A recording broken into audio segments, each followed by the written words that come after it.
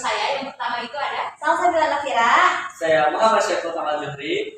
di podcast kali ini kita akan membahas topik yang berjudul pacaran versus ta'aruf. Sebelumnya aku mau nanya dulu nih, kamu pernah gak sih pacaran? Kalau pacaran, alhamdulillah nggak pernah. Cuman karena ada mindset ya, prinsip di dalam diri aku kalau jangan pacaran gitu, soalnya itu dosa. Orang ngechat laki-laki aja kan dosa gitu ya. Masa mau pacaran gitu? Secara emang pacaran juga kan dilarang ya. Iya, dilarang. Oke. Menurut Kak Epul nih, Iya. sebelumnya Kak Epul pernah gak sih yang namanya pacaran? Jawab jujur gak nih? Jujur aja gak sih? Oke, sebelumnya pernah sih. Oh, Kak Epul pernah Iya. nih. Berarti bukan anak ta'aruf banget Masya ya. Allah. Berapa tahun tuh? Itu mah rahasia. Oh, rahasia ini. Udah rahasia Kak Epul aja. Iya.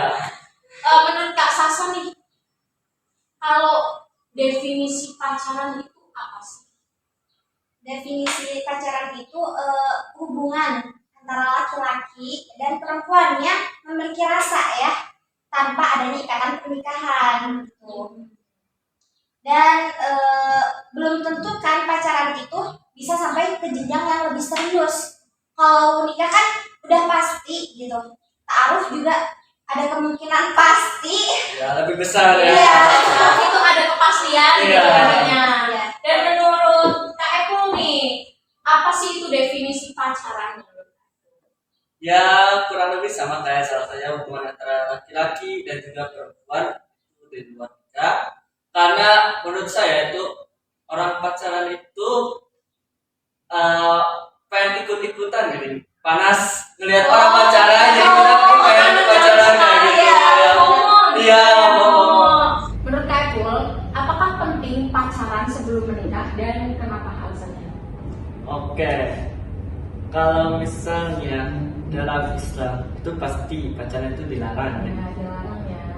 Cuman apa ya? Gak tahu juga ya. Tapi kalau menurut aku itu penting enggak sih? Pacaran itu nggak penting berarti Iya. ya. Menurut Mbak Sasa, pacaran itu penting nggak sih? Nggak penting ya, walaupun pacaran itu tujuannya itu untuk mengenal satu sama lain, tapi nggak penting gitu. Ya bisa ada jalan lain gitu ya. Ada jalannya sendiri gitu. Kayak nggak harus pacaran gitu Iya. ya untuk mengenal seseorang. Iya. Iya. Oke, selanjutnya, apakah pacaran benar-benar membantu mengenal karakter pasangan? Karena secara kan ta'aruf itu proses pengenalan itu lebih singkat ya. Ya. Nah, kalau kita singkirkan menurut Islamnya dulu Iya, ya. Islam ya. Kalau kita lihat ya, apalagi di zaman sekarang pacaran itu emang rata-rata pasti kalau ditanya kenapa pacaran, dijawabnya itu pasti ingin mengenal karakter lebih dalam. Karena kan kalau misalnya udah pacaran kita kayak tingkah aneh juga. Tahu ya, ya. Iya tahu, dan juga kayaknya nggak bakal ilfil gitu karena kan Udah tahu sifatnya ya. dari awal Kalau gitu. kalau misalkan ilfil gimana? Ya berarti dia nggak benar-benar suka gitu loh, hanya sebagai tergantung dianya aja ya. Iya. Kalau nggak ilfil berarti emang dia suka gitu. Iya. Udah tahu karakter aslinya tapi dia tetap nggak ilfil. Iya gitu. Menurut kalian nih, anak-anak zaman sekarang tuh kan yang masih kecil aja udah ngerti pacaran. Dari situ aja kan kayak udah bahaya nggak sih kan? Dari SD ya udah. Dia apa ya? Dia biasa TikTok ya. Iya. Kita kasih bunga. Di TK juga udah. Kalau bisa bilang kita juga kalah ya. Iya. Kayak masih SD, masih SMP itu seharusnya tidak diperbolehkan untuk Iya. pacaran. Udah langsung kita masuk ke Ta'aruf. ta'aruf aja nih. Untuk Mbak Sasa. Iya yang tadi Masya Allah pokoknya masalah pacaran. Untuk Mbak Sasa nih. Mbak Sasa itu sebenarnya lebih memilih ta'aruf, dan alasannya itu kenapa sih Mbak Sasa itu lebih memilih ta'aruf? Gimana ya? Kenapa memilih ta'aruf? Ya karena yang tadi kan udah dibalikin dari awal lagi ya. Aku memilih untuk menjaga gitu, menjaga marwah sebagai perempuan gitu. Cuman itu doang sih niatnya. Nggak ada niat yang terlebih khusus gitu. Karena emang dari orang tua sendiri itu nggak diperbolehkan untuk pacaran. apalagi dekat sama cowok gitu. Apalagi kan secara pacaran itu kan dilarang juga kan oleh agama. Jadi mungkin yang diperbolehkan bahasa saya itu orang tuanya ta'aruf ya. Iya. Jadi mungkin ditunggu ya. Ya, tunggu cowok ya, taruh. Langsung aja ta'aruf ya. Masya Allah. Oke, kalau untuk Kak Epul nih gimana tadi? Taruh emang benar ya untuk menjaga marwah kita, kan juga apa ya, ingin terhindar dari dosa. Ya Allah. Ya, Berarti Kak Epul juga secara lebih memilih ta'aruf ya daripada berpacaran itu. ya kalau sekarang taruh aja. Walaupun dulu pernah ya itu hanya untuk pengalaman kita saja ya. Ya. Tapi suka ada. Ya suka, Ya, ada dong, ada pasti. manusiawi Kalau kan. misalkan ditolak gitu gimana? Aduh, ya Sakit benar. hati mah pasti Ya. ya, sakit hati pasti. Cuman ya gimana Iya. lagi. Kita kembalikan kepada Allah. Bagaimana sih kita cara mengetahui kecocokan pasangan kita melalui ta'aruf? Sedangkan ta'aruf juga kan dikenalkannya itu melalui perjodohan atau melalui pertemanan. Jadi kita kayak nggak tahu gitu sih. Kita bisa tahu kecocokannya itu dari mana sih? Mungkin melalui tukar biodata gitu sih. Sipi, kamu nggak bekerja. Dapat sih. Iya. Kalau ada orang yang ta'aruf tahu. Gimana ya? Kan biar jujur ya ini mah biar kita juga kan nggak tahu dia teh masa lalunya kayak gimana, dia teh sukanya apa, atau dia teh orangnya ternyata yang melamar kita tuh dia orangnya temperamen gitu, kan nggak tahu. Iya. Kita harus tahu, nyari tahu juga dari teman-temannya juga, jangan dari keluarganya karena pasti bakal dibaik-baikin gitu, kayak dia tuh baik tahu orangnya, kasih sayang gitu, royal gitu, padahal mah enggak. Jadi kamu dengan mencari tahunya itu paling lewat teman-temannya gitu Iya. ya. Nah menurut Kak Epul sendiri, Ta'aruf. bagaimana mengetahui kecocokan pasangan melalui ta'aruf? Ya kurang lebih sama kayak salsa ya, melalui teman-temannya atau kita mencari tahu lah secara diam-diam gitu. Cuman kan kayak secara diam-diam kan agak kurang Iya. efektif ya, Iya. karena dari teman aja sebenarnya kurang efektif. Berarti misalkan nih kita ta'aruf dan lanjut ke perjenjang pernikahan, apakah itu akan menjamin hubungan yang harmonis?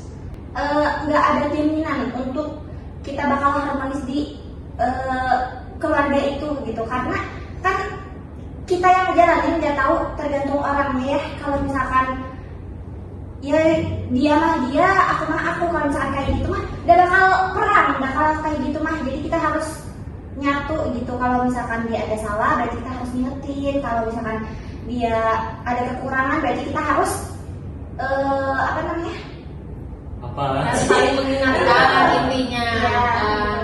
Berarti ta'aruf itu nggak menjamin ya kalau apa tadi? Harmonis. Dia bakalan Iya. harmonis. Karena kan kita sebelumnya aja tidak mengenalnya itu kayak melalui keluarga, nggak kayak dari kita sendiri, tidak seperti pacaran yang kayak kita langsung Tahu sifatnya. tahu sifat aslinya, sering ketemu kayak gitu kan, atau Iya. chattingan setiap hari. Dan kalau menurut Kak Epul nih, apakah ta'aruf tadi udah nanya kamu? Belum. Menurut Kak Epul nih, apakah ta'aruf itu sudah menjamin kalau nikahnya itu bakalan harmonis itu? Ya enggak sih. Soalnya kan taruh itu tidak bertemu setiap hari ya. Jadi kita nggak tahu orang itu sikapnya kayak gimana. Oke, ya itu balik lagi sih, tergantung mereka yang ngejalaninnya, apakah mereka bisa mempertahankan atau gimana gitu. Emang berarti kalau ta'aruf tuh kita menikah tuh kayak apa? Benar-benar untuk ibadah. Iya. Nah, bagaimana sih pandangan Islam tentang ta'aruf itu menurut Kak Epul dulu mungkin? Waduh, saya sebenarnya bukan ahli dalam hukum Islam gitu ya. Ya, yang Kak Epul tahu aja mungkin Iya. ya. Cuman yang aku tahu itu ada di surat apa ya, menjelaskan yang mendekati zina itu. nggak tahu, cuma malah Iya, kayak gitu kan, di situ tuh jangan mendekati zina, yang artinya banyak kiasan dah bahwa pacaran itu kan termasuk zina, jadi sebaiknya ta'aruf. Ta'aruf kan tidak arti zina. Oke, kalau menurut Mbak Sasa nih, bagaimana pandangan Islam mengenai ta'aruf? Islam itu kan sangat menganjurkan bahwasannya kita harus saling ta'aruf. Ta'aruf itu kan saling mengenal ya. Iya. Nah, ta'aruf itu solusi syar'i untuk saling mengenal lawan jenis secara terhormat dan bersih gitu. Nah, cara ini tuh melindungi martabat laki-laki dan perempuan itu sendiri yang melakukan ta'aruf supaya tidak mendekati kepada zina itu sendiri yang tadi bicara. Betul. Mengapa dalam ta'aruf biasanya melibatkan keluarga atau pihak ketiga, nggak kayak kita langsung nemu gitu? Emang nggak bisa ya kalau ta'aruf kayak kok kita suka sama ini, ternyata kita kenalin ke orang tua, nggak bisa kayak kenal sendiri? Apa bisa kalau ta'aruf kayak gitu? Mungkin kalau kenal sendiri, mungkin tiba-tiba di jalan. Ya kan kayak di jalan kan nanti ada kecocokan kan kayak dari covernya. Kalau ta'aruf kan kita bener-bener nggak tahu kan awalnya. Iya. Cuman ya kalau menurut aku ya emang sih covernya itu kelihatan. Cuman kan kita nggak tahu dalamnya kayak gimana ya. Jadi kita memerlukan nih informasi dalamnya dia itu seperti apa. Yaitu melewati keluarga dan orang ketiganya. Gitu. Kalau menurut Mbak Sasa nih, mengapa dalam ta'aruf biasanya melibatkan keluarga atau orang ketiga itu? Ya sama kayak Apple tadi, untuk menjaga kesucian proses tersebut, proses ta'aruf gitu, biar enggak menimbulkan terjadinya halwat atau berdua-duaan gitu, dan menjadi penengah lah kalau misalkan biar kita tahu sifatnya dia kayak gimana gitu kan, melalui teman dia sendiri gitu. Oke, mungkin selanjutnya kita langsung lanjut aja ke pertanyaan penutup ya. Jadi pertanyaannya itu, jika kalian diberi pilihan, apakah kalian itu akan memilih pacaran atau ta'aruf? Dan jelaskan apa alasannya. Ya, siapa dulu? Ya kalau saya pilih ta'aruf bagus. Masya Allah ya, Masya Allah banget. Dan Udah ada sih alasannya? Oh, udah ada calon. Iya, siapa ya? Calon sih. Aduh, siapa ya? Nggak tahu. Apa sih alasannya menurut Kak Emil sendiri? Kalau aku sih ingin menjaga dari dosa. Masya Allah. Kan sekarang dosa aku tuh udah banyak yang jangan apa lagi lah dengan zina gitu. Berapa kilo gitu? Dan gak buang-buang waktu juga nggak sih? Ya. Buang-buang waktu, buang-buang uang. Buang-buang emosi aja ya. Ya, saya masih aja. Masya Allah. Sekarang sih saya sedang mencari. Oh, bukan yang di kelas Aduh. kita ya kayaknya. Aduh. Nggak apa-apa ini. Masukin aja. Secara kalian sendiri kan mungkin keinginannya tuh lebih ke ta'aruf ya. Iya. Boleh mas.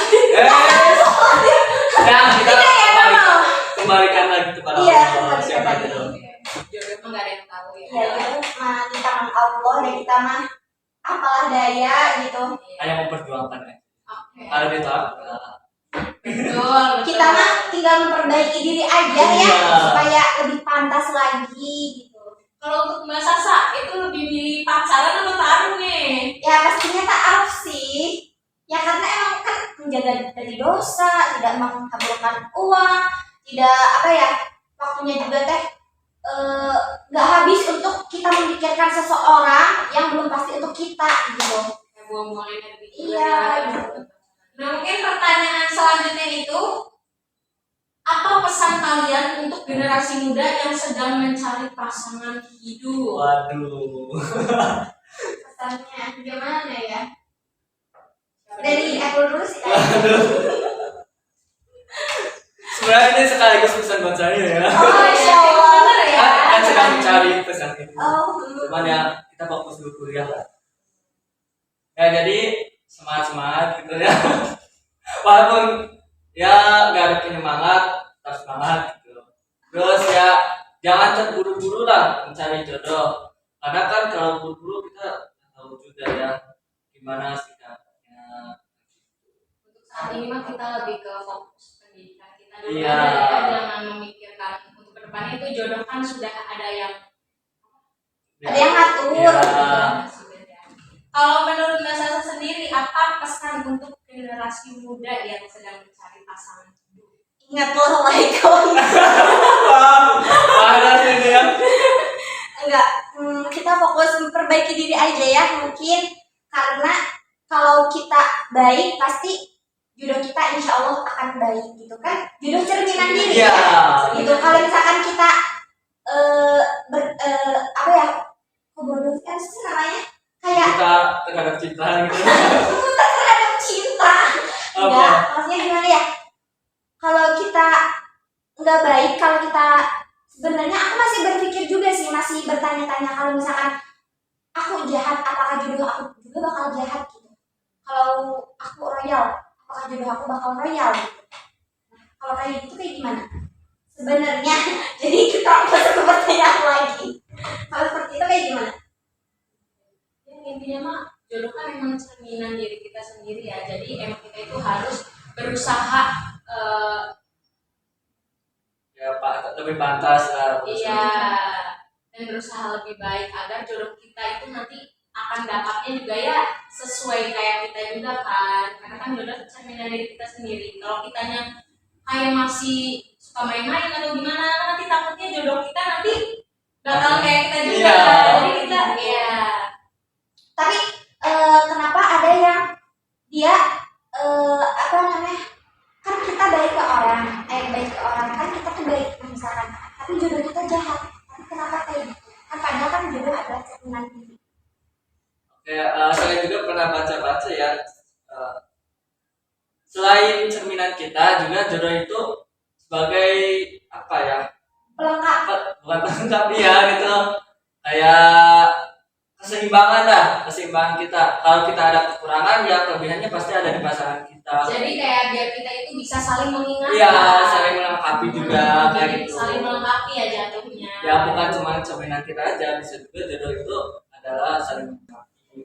Oke, jadi intinya mah simpulannya itu pacaran dan ta'aruf itu memiliki kelebihan dan kekurangannya masing-masing.